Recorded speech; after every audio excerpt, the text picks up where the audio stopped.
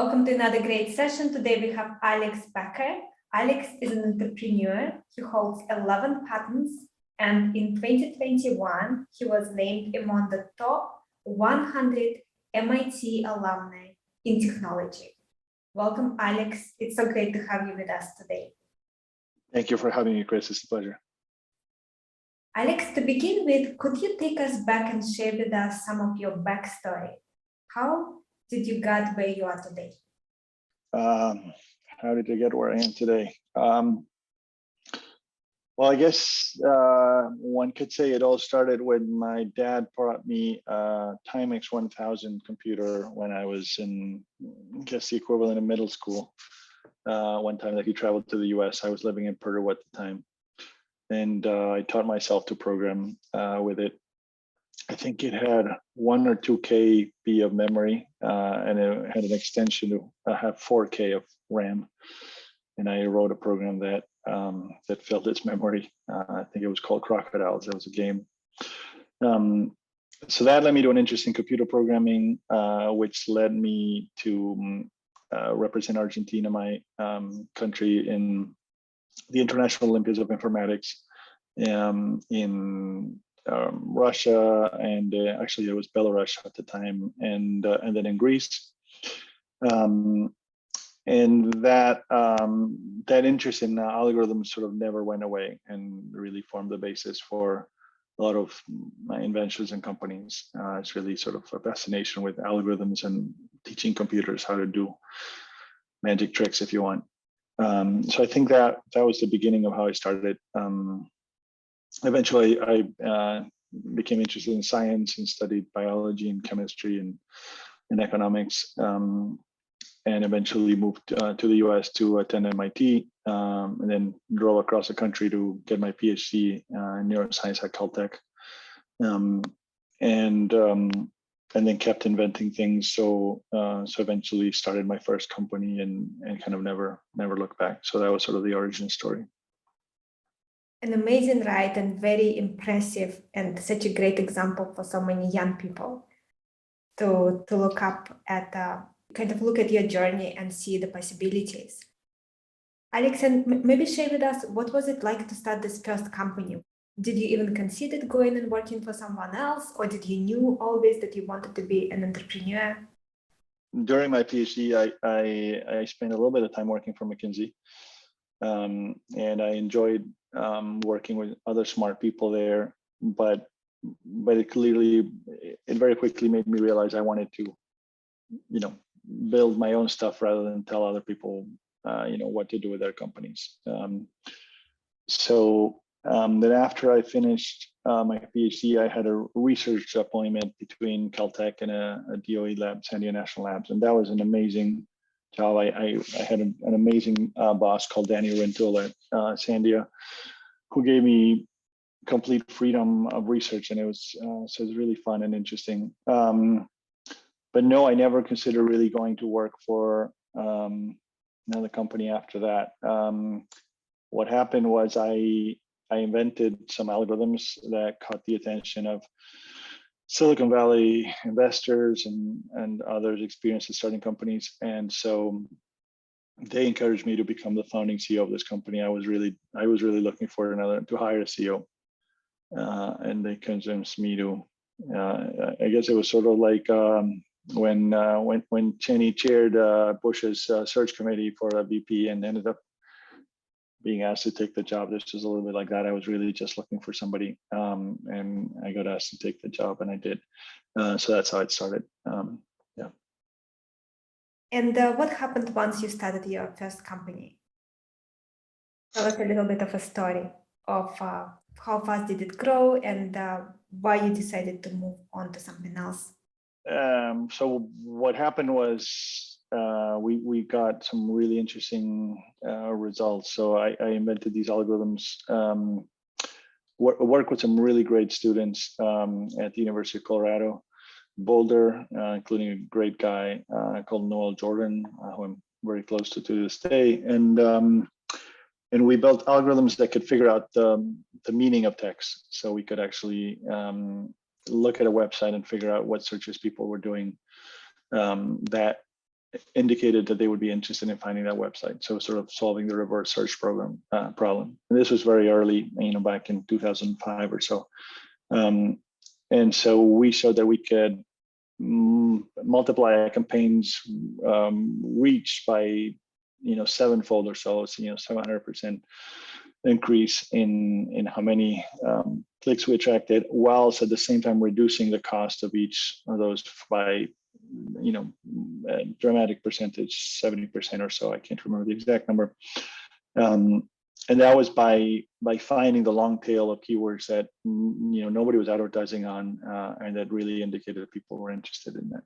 And then we work with Google and Yahoo to sort of close that whole loop, place ads there, measure the effectiveness, and so on. So it was evolutionary marketing and adaptive. I raised $10 million and sort of got that company on its way. Eventually, I had a difference with some of the early investors there, and what I really liked was the process of taking an invention and making a company out of that. So I decided to replicate that process, started an invention factory called Invencio to replicate that process, and did it over and over again. Sounds incredible. And in 2021, you were named among the top 100 MIT alumni in technology. Why were you honored like this? Well, one thing I had been working on prior to that is QLess. So QLess was another invention I made, back in 2006, that I built into a company with a great team of people to eliminate waiting in line. So what we did is let people join a virtual mobile line from their phone and get notified as their turn approaches, so they can show up just in time for service. And so this just in time sort of customer delivery was something we pioneered and saved hundreds of millions of people from waiting in line for all kinds of things, from DMV to waits at Office Depot to urgent care, university services, etc. So that was very rewarding to do, because it went from an idea while standing in line to a service used hundreds of millions of times around the world, including by many people I know. So that was, and myself. So that was very rewarding. Alex, and in working on so many different ideas and starting those companies, what were some key realizations, aha moments you had, or learnings even, about how to find the right partners to start a business with? What to look for? So first of all, reference check your partners. Reference check their partners, because you may start off with one and end up stuck with a partner of theirs. I would say work with them for a test run before deciding to partner with them for good. Reference checking should be off-list reference checking. So it's useless to trust just the people that they give you, but talk to the founders of companies that they've worked with before. I would talk to every one of the founders of companies they've worked with before, and that should give you a pretty good idea. And then you need to learn how to reference check in a way that gives you meaningful information, because people don't like to speak ill of somebody else, and so you can get a very superficial background check if you don't delve deeply. And so you want to ask questions such as, among all the people like this that you've worked with, where would you place this person, right? And so that way, they can't just blandly, say something good about. They can't put everybody at the top, and so that's one useful question. Or another question is, if you were to work with this person, what advice would you give them to help them succeed? And then that tends to come up with things that they would like to see improved in that person. And then the other piece of advice I'd have is partner with people who have been in operating roles before. investors who just bring money do not belong in your board of directors. I mean, they can invest, they can benefit from your growth, but they should not be in your board, because raising money is not a qualification to elect somebody to a board of directors. Alex, and you obviously an incredibly successful entrepreneur. You went through this entire journey of starting something from zero and then building something multiple times that became something big. Could you share with us, how did your mindset shifted from running a company that makes 100,000 a year to a million to above and above that?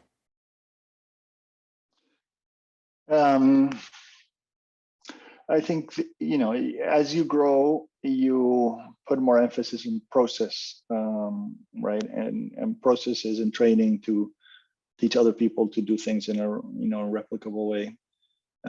So initially, you wear dozens of different roles and hats, and over time you fill some of those roles with other people, and so you keep less of those hats. And I guess that's one of the fun things about growing a company is taking out hats and not having to wear them anymore. And essentially you end up keeping the hats that you haven't found anybody to take yet. So you're always taking the thing that nobody else wants to do or knows how to do. So you're sort of the head of last resort for hats, if you want. And as you grow, you hopefully can hand off more and more of those hats until you've given them most of those away.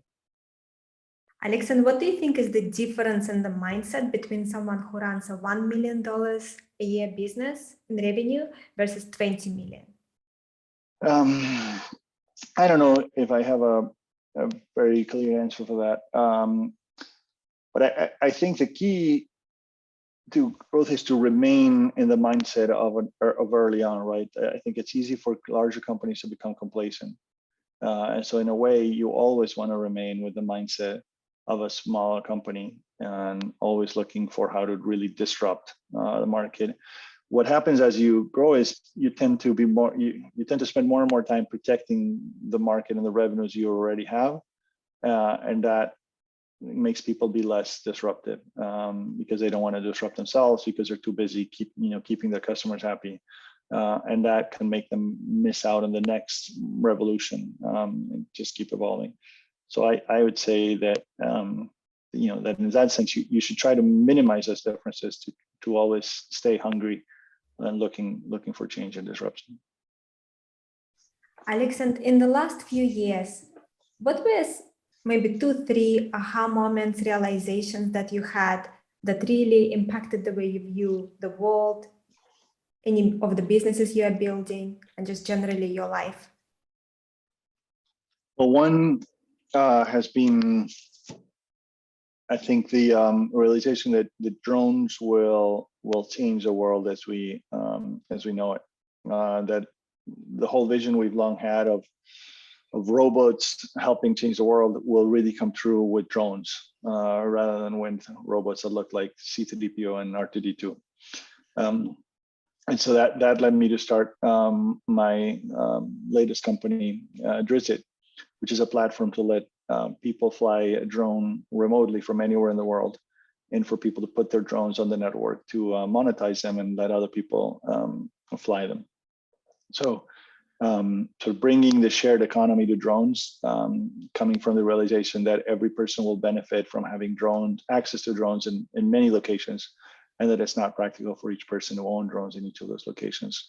And that conversely, each drone, is not used by any one owner most of the time, and therefore there's plenty of opportunity for sharing and monetizing that time. So that's definitely been one of those realizations.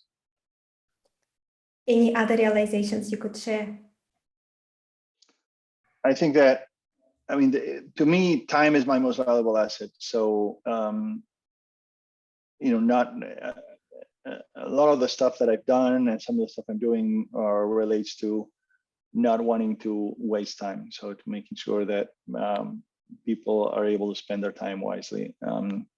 So starting with the insight behind QLess of letting people wait anywhere and show up just in time for service, to other, there's other applications I'm working on in that general line of thought. I think is key. I just came back from Bali yesterday, and it was really interesting. At the airport in Indonesia, I saw something I had never seen, and I've been to 73 countries or so, which is they had chairs for people standing in line. So it wasn't as advanced as QLess, but at least they had the possibility of you sitting down while you waited, which I thought was really interesting. I had never seen that before. So in general, I think that businesses who respect their customers' time will thrive. Another realization of relevance to the pandemic that I had very early in the pandemic, I think around April of 2020, was the fact that this pandemic is really a pandemic of vitamin D deficiency. That people who are not vitamin D deficient fare much better with COVID-19, and that the best thing we could do to protect people was to make sure they were not vitamin D deficient, either by making sure they have enough exposure to sunlight, or by giving them supplements of vitamin D. So that's something that to this day people are not don't realize enough, and millions of people have died unnecessarily because of this pandemic of insufficiency vitamin D. And I know that you actually wrote a paper on sunlight and really its connection to COVID that was cited by the press around the world, and so there was some science behind your findings.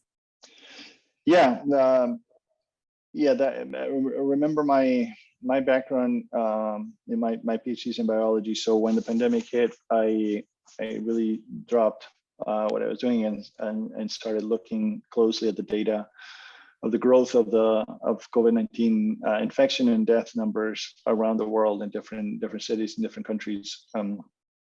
And very quickly it became clear to me that there was a very strong correlation with sunlight levels. That the pandemic had originated in Wuhan on the darkest month in recorded history. That, remember, it's a virus that comes from the bat, where bats are nocturnal animals. So this virus evolved in the dark and is not resistant to sunlight. In fact, RNA in general is very labile, very sensitive to UV radiation, including UV from the sun. It's a single-stranded virus, so it doesn't have a second strand to repair damage if it gets harmed by UV. And so there's a direct effect of UV on the virus, in addition to an indirect effect by UV stimulating vitamin D production. And vitamin D is key in the prevention of what are called cytokine storms, which is sort of an overreaction of the immune system that happens in response to COVID-19, among other issues like that. So the data showed very clearly early on that the growth rate of infections and death was very highly dependent on sunlight, and that sunlight was a more important factor than how the government of you could look at Brazil, which is a country that did everything wrong with respect to COVID early on, and compare it to Germany, which had a much better policy early on, and still sunlight was a bigger predictor than government action in how the early growth happened, which was ironic, because the advice that everybody was getting is stay indoors, and sure, isolation was good, but staying indoors was not good. And so the real advice should have been, stay isolated from other people, but make sure to take enough sunlight, or at least vitamin D supplementation. So, that's one of the things that really harmed nursing homes, is that, they're even more vitamin D deficient. And so that was the initial study, and then I did a follow-on study showing that African Americans were much more sensitive to COVID-19 in a sunlight dependent way, so that in places with lots of sunlight, the African Americans were not much more exposed. But in places with a lot less sunlight, such as Michigan, the risk went up dramatically. And that's because they don't get as much vitamin D production because of the dark skin. And then in that same paper showed that Latinos actually had the opposite effect for case fatality rate. So although they were likely to get COVID-19 infections because of a lot of the professions that they work in, hospitality and so on, with a lot of exposure, they were less likely to die if they got an infection. So the case fatality rate was lower. And I showed some evidence that may well be because of the more time they spend outdoors. So Latinos, I showed good data showing that they spend a lot more time outdoors than other ethnicities, and that generates vitamin D and protects them. There's a similar effect on Muslim women who use garb that again protects them from the sunlight and stops them from getting vitamin D. So there's lots of consequences that all stem from the same. And this came from looking at millions of data points for how the disease progress around the world, which is essentially one big laboratory to show you what the virus likes and doesn't like. Thank you so much for doing this work. You're welcome. Alex, a lot of the listeners and viewers that now will be viewing and listening to this are considering to start their own business. They are inspired by your story, by your accomplishments. And what I often hear from clients is that they struggle to figure out what to start and they struggle to validate it. Could you give them advice? Well, on what to start, my advice would be start something that you really care about. That you're unlikely to work the long hours you need to do this and to persist as long as it's needed to succeed if you don't care about it deeply. And secondly, if you can create something for which you are the end user or customer, all the better, because then you're going to be your own expert. And in a way, you need less validation from anybody else because you know what you need. And in terms of how to validate it, it's talking with actual customers and users. That's the only feedback that matters.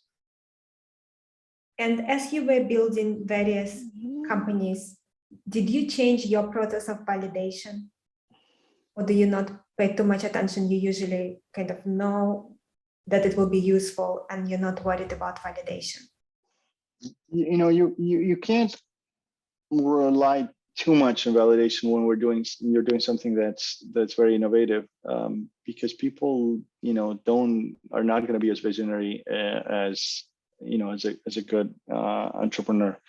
I mean, when I started QLess, and I remember showing up at the Palmer House Hilton Hotel in Chicago, which is a very famous, prestigious hotel in Chicago, and I was trying to convince somebody there to use QLess for the long line at the front desk, and they said, "Well, there's been a line here for 100 years, and there will always be a line here, and that's the way it's going to be." And so they couldn't see it. And today, hundreds of millions of people have used QLess, let alone mobile queuing in general. So likewise, when you're creating a new platform like the iPhone, people don't even know how they're going to use it until it's available, and then people start coming up with ideas, and that's to some extent true for a platform like Drisit. So yeah, I'd say what you do want to do is iterate frequently and make sure you put things in the hands of the customers as soon as possible, and then keep building while gathering feedback from people using it.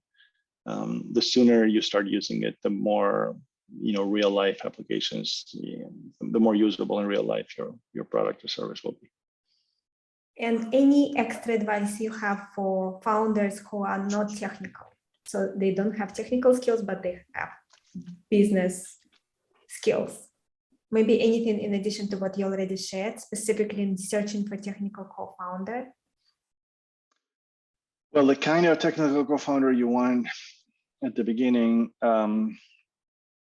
it's actually a really hard combination that you're looking for, because you're looking for somebody who has sort of the left brain, the technical chops, but then also the managerial skills to manage and grow a team as it grows. And it doesn't need to be the same person. You could replace, you could start with just an initial developer and then hire more of a leader.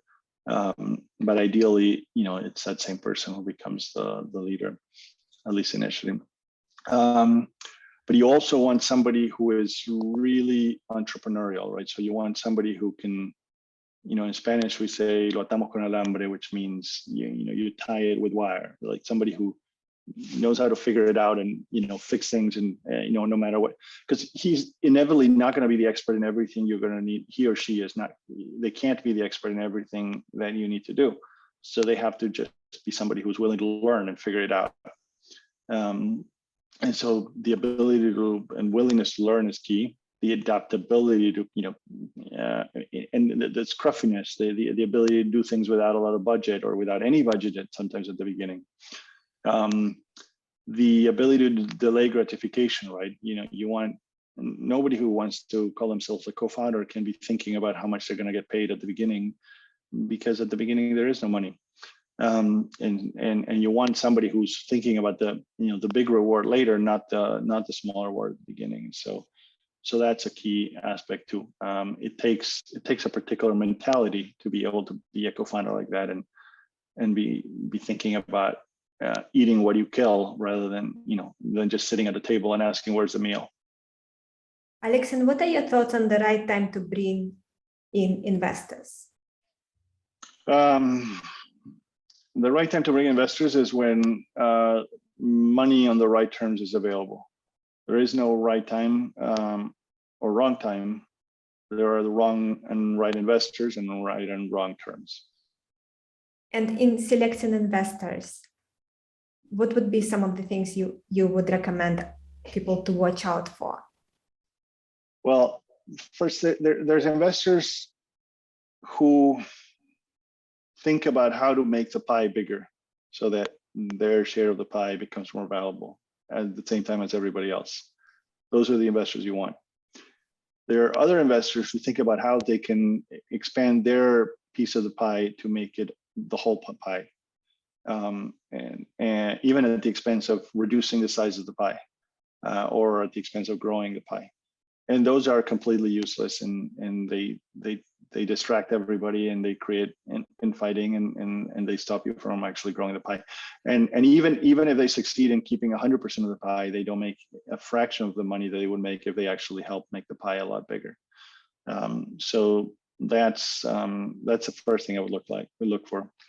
Second thing I would look for is integrity. I mean, there's a lot of crooks out there, so you want people with a track record of integrity. People, not people who extort, who steal, who pillage. And thirdly, I would look for experienced operators, people who have experience, running companies, because those are the people who are going to have the most useful advice for you. In almost every industry today, we have specialization of labor. You would never have the person who raised the money for Boeing be the pilot of the Boeing jet that Boeing builds. Like, it's completely different skills. And yet venture capitalists do that all the time. They have the partners who raised the money from their limited partners go and serve on the boards and tell CEOs what to do and pick CEOs. And those are completely different skills. Raising money from a pension fund gives you no qualification to choose a CEO or determine a company strategy. And so you want people who have that experience in your board. Thank you, Alex. So I know that you just recently wrote a book called 101 Clues to a Happy Life. Why did you write that book? I wrote that book because my children were turning 18 and 21. I originally actually started writing when I planned an expedition to Africa, which I thought was dangerous enough that I needed to put what I would have taught my kids in case I don't come back. And then my kids turned 18 and 21 last year, and so that I thought that was as good a time as any to put this into a book and give them the advice that I wish I had had when I was their age. Alex, and in reading your book, it was clear that you really love your children and they changed your life in some big way. Could you speak more about this experience? Because I know some of the listeners and viewers do not have children yet. Some are trying to decide if that's the right step for them in their life. So I think that hearing your experience would be very helpful. Well, yeah, children, I mean, there's a love that you don't experience until you have your own children. So it's an incredible experience and a very rewarding one that I think ranks among the some of the best experiences that I have had in life. I mean, we've been selected through evolution to just love children, love our children in particular. The reason we find their high-pitched voices cute, is because we evolved to that so that we would take care of them. And so everything these little kids do is, we find adorable. And as they grow and develop skills, it gets better and better and better for many years, until they become teenagers. So it's an experience I would highly recommend to somebody who's thinking about that. Alex, and when I speak to people who are considering to have children but are not sure, one of the common concerns is that they want to contribute to the world, they want to realize their full potential, and they're concerned that they will not have enough time, they will not have enough energy to also have a family. And you managed to have both. The key to happiness is balance.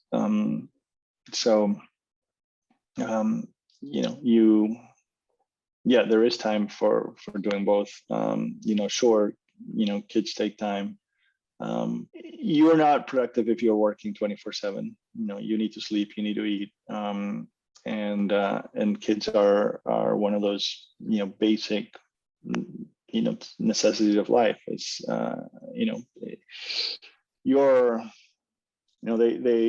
the ancient Chinese proverb says, if you want to have impact, make sure to plant a tree, write a book, and raise a child, right? I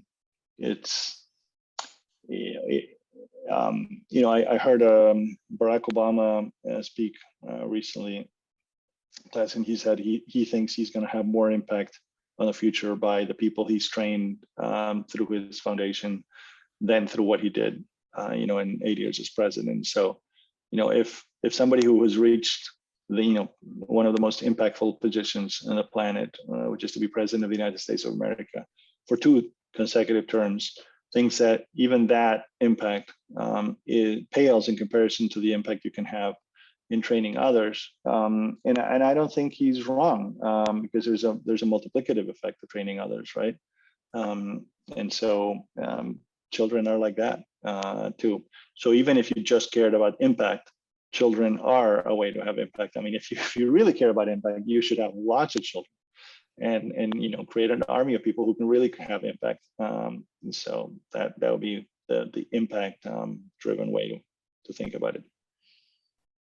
Thank you, Alex. You covered a lot in your book, and I was wondering what would be the top things that will come to mind to answer a question. What are some of the key ingredients for a successful and happy life? Well, you're right. There's 101 clues in the book, so it is hard to summarize that into a few key. But let's see. I would say that starting with the topic or something close to the topic or related to the topic of children, a key one is sex. I think there's a pandemic going on, and it's not the one that everybody's talking about. There's a pandemic of insufficient sex. Americans, Brits, have ridiculously low amounts of sex and much less than they used to have, and that leads to lower happiness, for sure, and it leads to people being frustrated and venting anger. So I mean, I'm not even talking. I mean, I'm talking about even averages, right? So let alone people who are below the average. So that would be the first one: is make sure you have sex frequently enough. The second one, relates to children, and making sure that you not only have kids, but actually spend meaningful time with them. So for a decade, I coached my son's soccer team, and it was incredibly rewarding. And we eventually won the AYSO championship for our region, which is one of the largest in the country. And it was a super fun thing to do, and also bonded me closely with my child, but not only with my son. I would, for the longest time, run into kids who would say, "Hey, coach," and parents of those kids. So I think that's another one. And particularly, I'm guessing a lot of your viewers and listeners are cerebral people who perhaps, like me, were not the best at playing some sport growing up. The coaching is an incredible opportunity for a cerebral person to be good at a sport, because you're really providing strategy to others. And so I found that I was really not a great soccer player, but I was a really great soccer coach. So that's another one. There's a related, and I'm not giving these in any particular order, but one of them leads me to another. Another one is to live life with passion. I'm known among those who know me as a person who lives with passion. One of my birthday gifts that I most treasure is it's a map of the world that says, Alex's travels live with passion, and in which I mark every place I've been to. And I think that applies to everything you do, and it's a key ingredient. So, for example, when I was coaching, I was totally passionate about the games, and that shone through to the kids who started really caring. And when they care, they do better. So caring and having passion about things is a key ingredient of happiness too. I would say there's another one, which is what I would call the principle of. Actually, there's a couple here. So one is the principle of diminishing returns, which is you get the most impact from any one activity in the initial, so if you get more happiness from your first night at a hotel than you'll get from the second and third nights at the same place. And so that can be used lots of times to get a lot of the impact. It's sort of the 80-20 rule, right? You can get 80% of the impact with 20% of the effort. And so you can use that to really sort of stretch your budget, whether it's in money or in time, to get a lot of happiness and return out of that. And there's another principle that I developed, which is sort of that of, if you want, engineer scarcity, which is to say, our brains are experts in detecting change. We don't detect constants. And so if you are going to derive happiness from something, you have to create change in order to, otherwise you just adapt to it. And so creating sort of this, intentional scarcity of something, if you have a wonderful home, leave your home for some time, and then you come back to it and it's like, oh, how I love home. Not spending every day with your children, but then making sure that when you spend the days that you spend with your children, you are really taking advantage of them because you miss them during the days that you didn't have them. It makes you appreciate things more. So I think that's another principle to use. Those are a few examples out of the 101 in the book. Thank you, Alex. And based on your book and based on talking to you, I can see that your children are very lucky to have you as a dad, because you really take your job as a dad very seriously. Thank you. Thank you. We'll have to tell them that you say so. Alex, and what surprised you in raising your children? What did you not expect? I think one of the things that may be surprising is how different each child is from each other. I've long been sort of an advocate of the fact that in the nature versus nurture debate, it really is sort of more nature than nurture. And having multiple kids is a perfect demonstration of that, because you give them all, you try to give them all the same nurture. They all get a very similar nurture, but they are completely different because they come with different set of genes. And so that's, I think that's one of the things that is still, I think parents find surprising and is really interesting to watch, is how each one is their own person. In making sure that you have a close bond with them, that you are very strong family together, what do you think are the key success factors?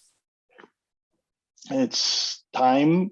It's sharing with them, sharing your life, like they know what happens in my life. I mean, even, the difficult things and the failures, and they know about all of those things. So I know, like, my youngest, for example, has an incredibly good business sense. And I like to think that got honed over the years, because, every time I had a question I was pondering, I would, tell him what I was pondering, and I would ask him what he thought. And, until the time that, by the time he was, 14, 15, his advice is excellent. So those are some of the things, is sort of, time together and sharing. Those are the main things that come to mind. Alex, and what are some of the questions that you're still trying to answer for yourself? It can be related to anything, but what are the key questions you're still trying to answer? Well, I think I'm always trying to become a better human. I think the most difficult thing in anything I do relates to interacting with other people, right? It's like, humans are the most complicated, entities that we know of out there.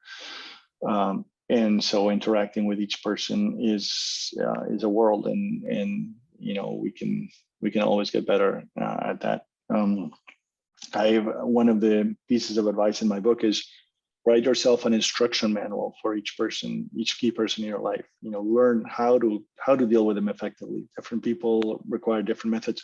People like to cite the so-called golden rule of treat others like you would like to be treated. That's a terrible rule. That comes from projection of assuming that other people want the same thing that you do, but they don't. The right rule is treat others the way that they would like to be treated. And so you have to learn how each person would like to get treated. That's a great advice. Alex, and if you could give yourself advice when you were 18 years old or 21 years old, when you were starting out, what that advice would be?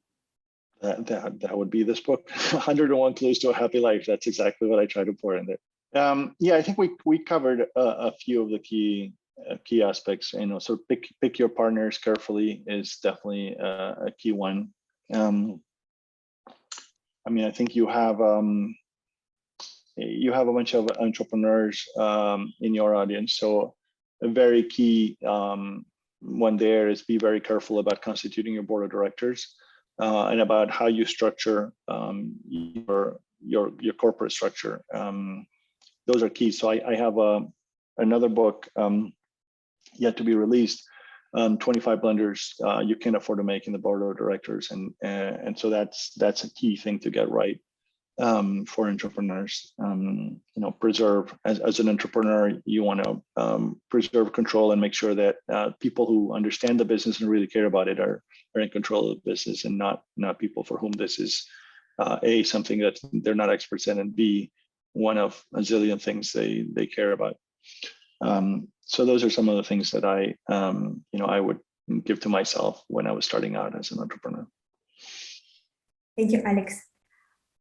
To make sure that our listeners and viewers don't just listen to it and forget everything that was mentioned today, I was wondering if you could share with us, what would you recommend are the practical steps our audience can take tomorrow morning at 8 a.m. to implement some of the advice you shared?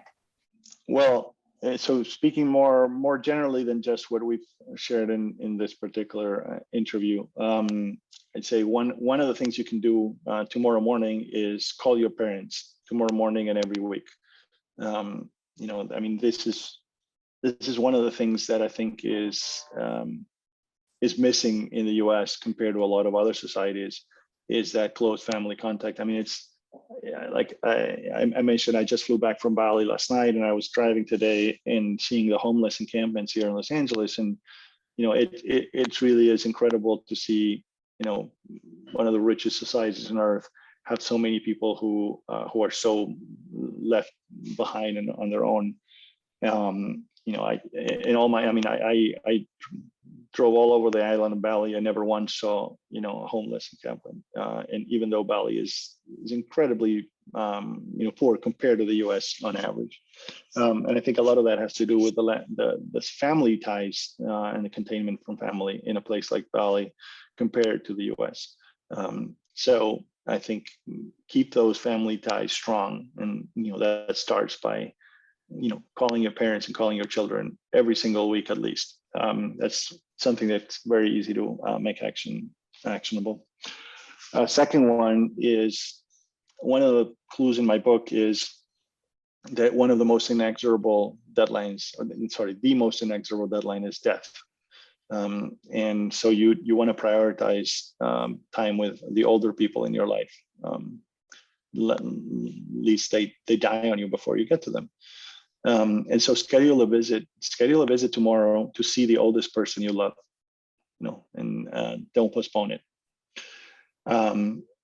Going on one of the other topics we covered today, make love to your partner as soon as you wake up tomorrow morning, and every morning.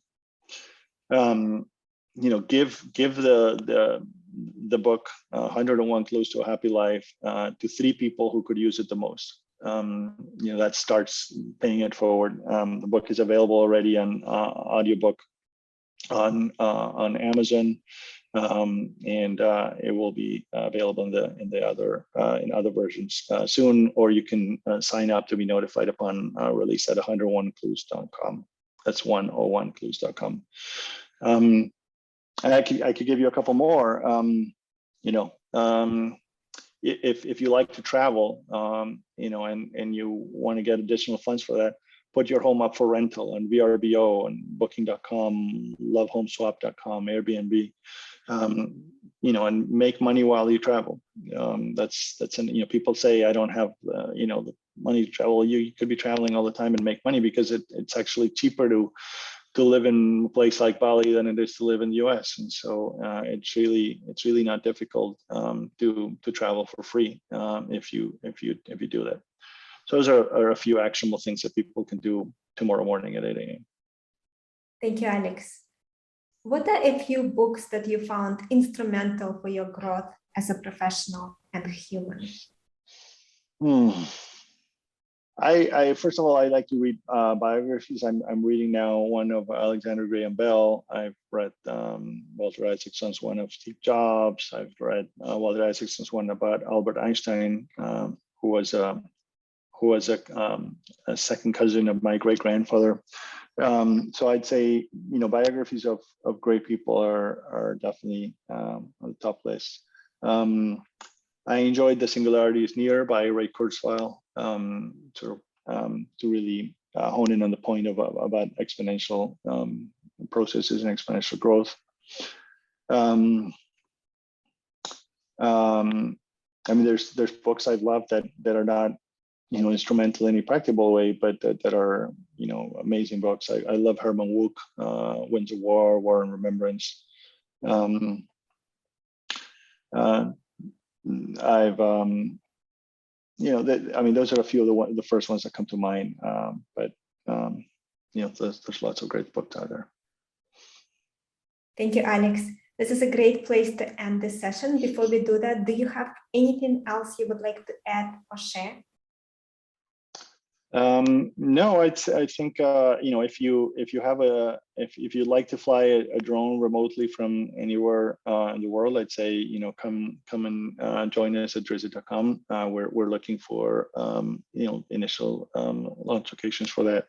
And then send me feedback on the book at 101clues.com, and maybe send me clues that should be included in the next edition.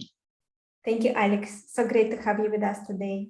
Really appreciate all your advice that you shared. Thank you, Chris. Thanks for having me. And for everyone, thank you so much for tuning in. You can check out Alex's book. It is called 101 Clues to a Happy Life. And I'll see you all next time.